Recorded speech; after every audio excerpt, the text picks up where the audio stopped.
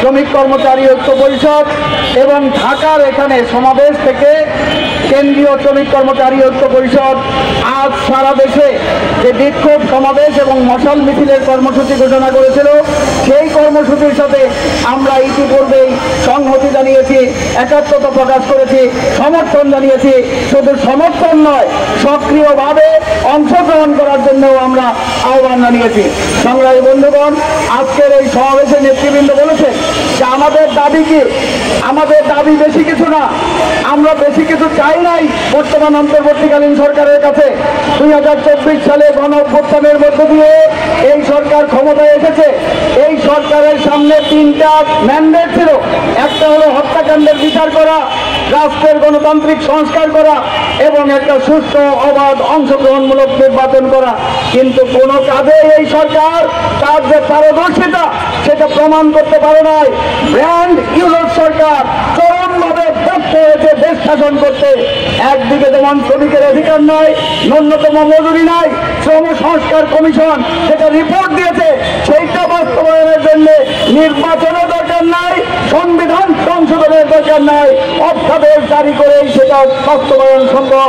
কিন্তু ন্যূনতম জাতীয় মজুরির ঘোষণা এখনো পর্যন্ত আসে নাই।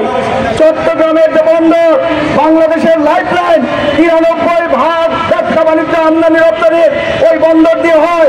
সেই বন্দর বাংলাদেশের প্রবেশদ্বার, সেইটা ওই বিদেশি কোম্পানিদের কাছে ইজারা দেওয়ার জন্য পায়তারা চলছে।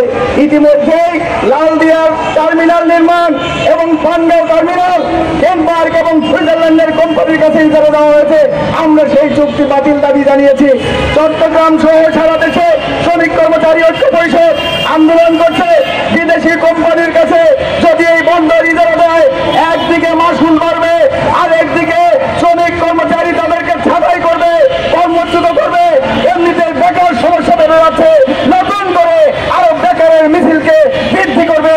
আমরা সেই কারণে চট্টগ্রাম বন্দর সামরিকভাবে, কৌশলগতভাবে, জাতীয় নিরাপত্তার জন্য, সার্বভৌমত্বের জন্য চট্টগ্রাম বন্দর বিদেশি কোনো কোম্পানির কাছে ইজারা দেওয়া যাবে না।